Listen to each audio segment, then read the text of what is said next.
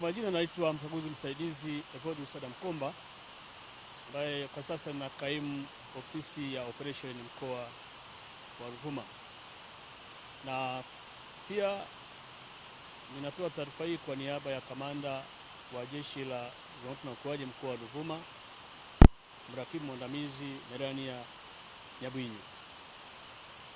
Kama tunavyofahamu, kwa sasa tuna hali ambayo inaelekea kwenye mashangilio na mapokezi ya mwaka mpya 2026, ambao toka jana tumekuwa na mikesha katika maeneo mbalimbali, na hasa kwa mkoa wa Ruvuma tumekuwa na mikesha katika maeneo ya makanisa, watu wakiwa wanafanya ibada kwa ajili ya kupokea mwaka mpya. Lakini pia pamoja na mikesha hiyo kumeambatana na matukio mbalimbali ya ushangiliaji kama vile kulipua mafataki, ambao tuko na baadhi ya wananchi wadau mbalimbali ambao kimsingi walishakwisha pata vibali vya kufyatua mafataki, ikiwa ni sehemu mojawapo ya ishara ya kukaribisha mwaka mpya 2026. Kwa hiyo kutokana na vibali hivyo, sisi kama jeshi la zimamoto mkoa wa Ruvuma tulazimika kuwa na utayari wa kipekee ili kudhibiti matukio mbalimbali ambayo yangeweza kutokea kwa kipindi hicho, ambao pia anaweza kutokana na wananchi kuwa na furaha za kutosha sana kupitiliza, ili hali yakapelekea kuibua matukio mengine ya taharuki. Kwa hiyo tulijipanga vizuri kwa ajili ya kupanga askari wetu kwenda kushiriki matukio hayo ambayo kimsingi tunasema ilikuwa ni kushangilia kupokea mwaka mpya, ambako walipanga katika maeneo mbalimbali. Kama nilivyosema, kuna maeneo ambayo hayo mafataki yalikuwa yanafatuliwa, lakini pia kwenye baa maarufu mbalimbali hapa mkoa wa Songea, kama vile baa ya Lashes, ambako kulikuwa kuna mwaliko maalum wa kimkoa kwa ajili ya mashangilio ya kupokea mwaka mpya.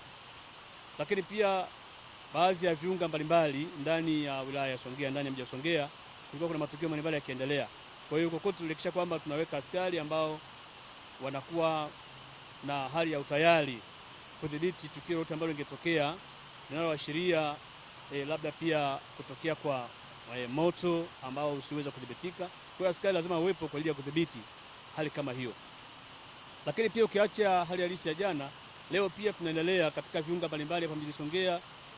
Baadhi ya wananchi wanakwenda kwa ajili ya kupata kufurahia siku hii ya mwaka mpya, wanakwenda wakiwa na watoto, familia kwa ujumla.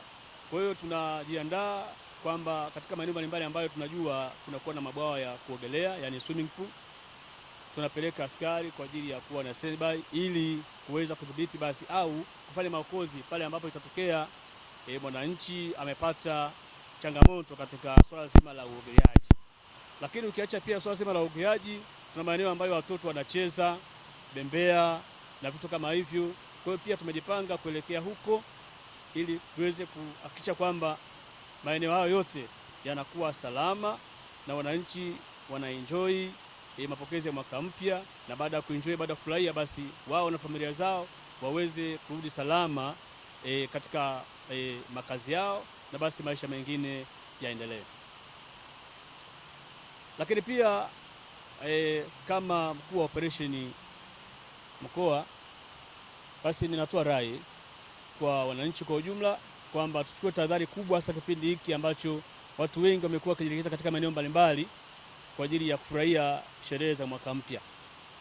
Tuwe makini sana, tusijisahau, na hasa tuzingatie mahali ambako tunakuwa na watoto, basi tuhakikisha kwamba tunachukua tahadhari kubwa sana kuhakikisha watoto wanakuwa katika maeneo salama.